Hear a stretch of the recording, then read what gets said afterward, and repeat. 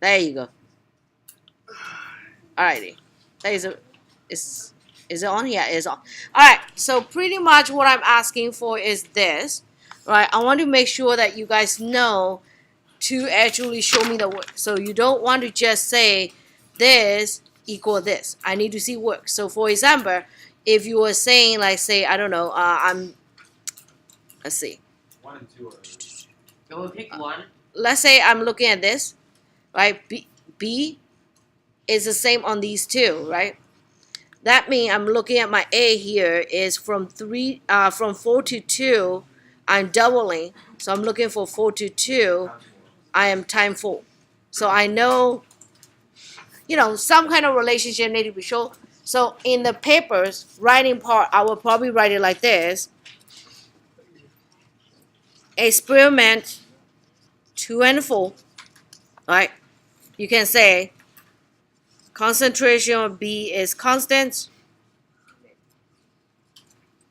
Okay, concentration of A is equal to, and then you can say, 0.240, 0.120, that is 2. And then you can say the rate is equal to 2 over 0.5, that is 4, which is a 2 squared. So therefore, A is second order.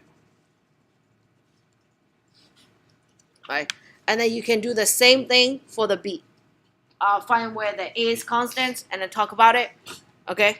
And then that's what you're going to get. Now, let's say you could not find where the A is constant. Then you have to make one up on your own.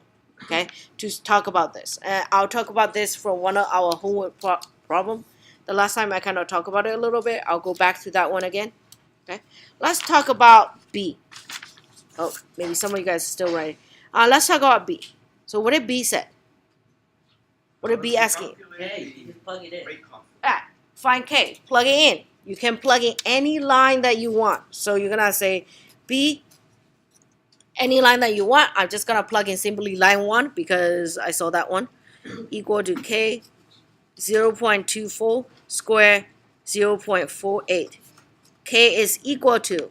Okay, at least write down the plug-in part. Don't just write me the answer. You're not going to get all the credit. K is equal to A divided by the whole thing. Yeah. Where did I get that to? The B is from here. So what happened is when A is constant, let's say these two. Do you see that A is constant? Take a look at B. What happening from here to here? Time 4. Take a look at from here to here. What happening? Time 4. So that's a first order. Do you see that? So that's where it's come from. I just doesn't want to write this one, another one. So if I want to write it, I say experiment 1 and 2. A is constant. What happened in B? Talk about the rate, and then say me this. Okay. This is second order because 1 is 2. This is 4, which is 2 squared. Make sense? Okay. So solve for K. You're gonna get the answer for K. What do you guys get as an answer for K? 289. Yeah. Unit. Right. Unit. 35. -2 per hour. Okay. Liter or mole times hour. Molarity squared per hour. Like that Yeah. is okay. Or you can say like this. That's me. You can also say that. Either one is fine. Okay. Let's talk about C. What do you guys get for C? What they asking? C is asking for rate, right? For the experiment number 6. Easy. Once you get your K, plug it back in again. Again, I need to see that work, so I'm going to say plug it in. 289. One of the reasons why plugging is really good is because, let's say you make a mistake in part B.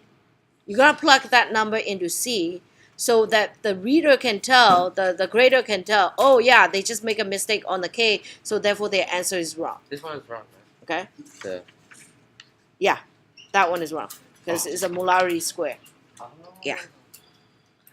Good. Time, what is it saying? 6 is 0.0140 square. And then, oops, see, 1.3. 1.35. That's a 1. Yeah, like that. And then that's going to give you the rate. And the answer would be 0.0766 molarity per hour. Yes. Okay. Or you can say like again, you can say molarity hour, negative like that. Or if you guys want to stay right mole per liter, you're gonna write it like this: mole per liter hour. Okay. Same thing with this earlier one. If you want to write mole and liter, you're gonna have liter square per moles, mole, not m, mole square hour, like that. Although I like to put the molarity together instead of writing mole and liter because that's a little too messy. But yeah, make sense? Either one of that will be correct. Now let's talk about D. You guys said D is hard. So what is it saying? Assume that reaction go to completion under the conditions specified for experiment 2. What will be the final molar concentration for C? It is a stoichiometry. So they want to know how much C are we gonna get at the end, right? Okay, under the experiment 2. So experiment 2 said what? You right, right. So you can pick any one of this, and then they also give you rate. Okay, do you see that? Notice that we're only picking experiment 2. If you pick other one, it's gonna get you the wrong one. So what you have is this. You have a rate equation. I don't know if you guys still remember. Rate is equal to change in concentration over change in time of things, except with the coefficients. So you're gonna have like, negative, and then like in this case A over T is equal to negative concentration of B over delta T equal to Wait. what? They're just asking for the final concentration. Why are we doing this rate stuff? I want to show you what happened. People who don't know, you can do with this one or what you said. There is 2 different ones. Yes. Let me just quickly show this one first, so that people see what is going on. So you have that. So what I'm saying is you can pick either one of A, B, C to talk about what happened. So we have the rate equation here, right? And then we have that change in C equation here. You kind of see what happened here.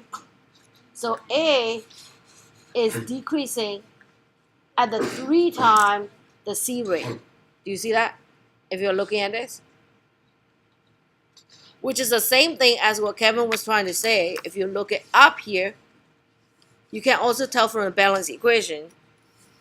Do you see that coefficients? So 1 to 2, right? And then you can see B is a little bit complicated because it's at 2 and 3. I probably wouldn't use B. I would probably use A. But you can use either. Oh, Break. 15-minute break. Yeah, 15-minute break. Go for a break.